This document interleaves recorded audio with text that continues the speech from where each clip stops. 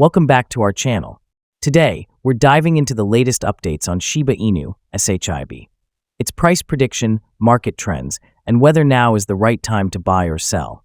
Many investors are feeling uncertain as SHIB's price has been fluctuating.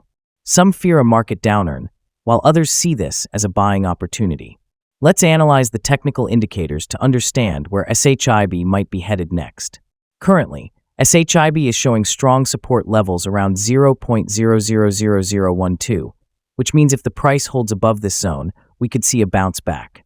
However, if it breaks below, a further correction could happen before the next bullish move.